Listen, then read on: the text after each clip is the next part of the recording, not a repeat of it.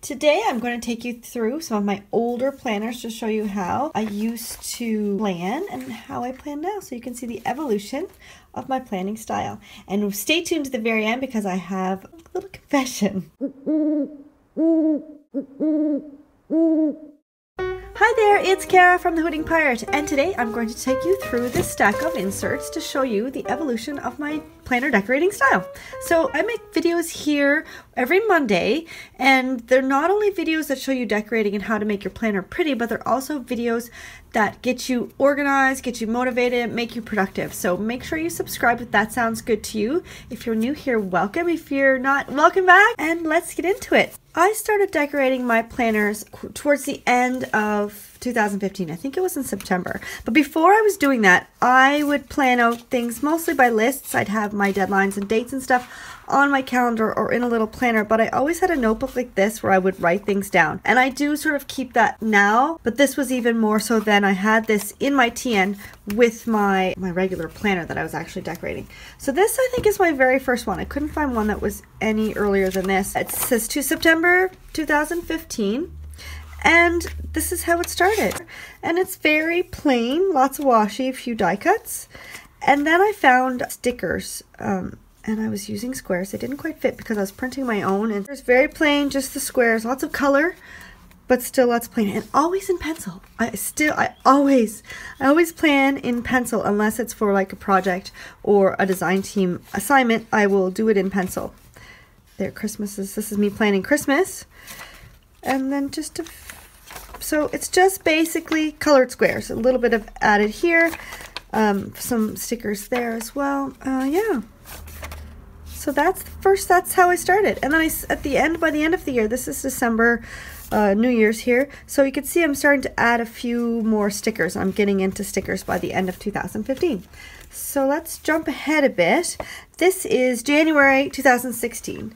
I kind of continue with the same decorating, except I'm adding more things. I'm still adding a bit more stickers and fun stuff and sequins even. I didn't mind adding bulk. I still don't mind adding bulk around the edge because I don't write there. I write in the middle. So this I would keep as flat as possible, but I didn't mind adding a bunch of stuff here. And that also gives a nice like alligator look to the book as well. And it makes, when your TN is full, it makes it look really fun. So more stickers again around the edges.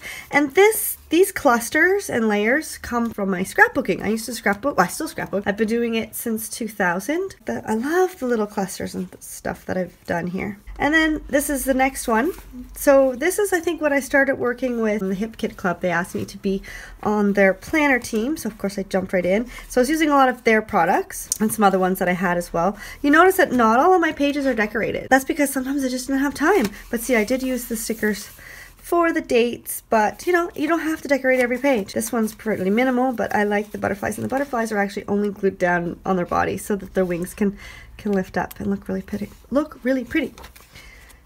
The spreads and my older videos were done for Hip Kit as well. I think this one is one of them. This is when? Summer 2017. So still Hip Kit, and it's a little bit lighter. This is just for me. This one was probably a project. This one as well. I love this one. And then there's I even put this card in for more room. Little Hector. You can see it's evolving a little bit. It's sort of the same. This is actually a month, so I don't use the squares, but Commit 30. It's the Commit 30 books that I'm using. I should have mentioned that at the beginning. They're no longer squares, but rectangles. And so I'm actually cutting, those were stickers, I'm actually cutting pattern paper here, so it takes a long time. There were no stickers, I think, that I could find that fit. So I was using pattern paper. You can see I gave up on the pattern paper. And the last one, this one is this past summer, so about a year ago. So these again, butterflies that fly. But you see, this one was for a project, so I didn't fill it in. You can see that the covers too. I made a lot of effort to make the covers pretty too.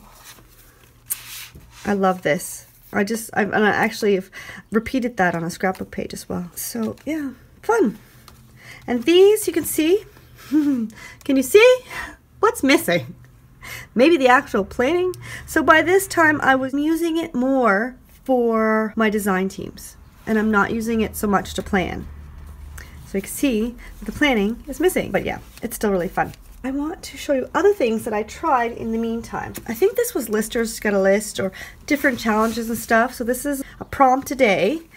So it's kind of like memory planning. There's no pictures, but it's still like looking back or writing things down kind of as a documentation instead of planning ahead. And then that went to, so this is the 5th, so this would be the 6th. So yeah, then that's it. I look, you can see that I made notes for the different days, but I never actually got around to decorating. I also tried the Planner Perfect method, which I really like. I love the look of this. I really do.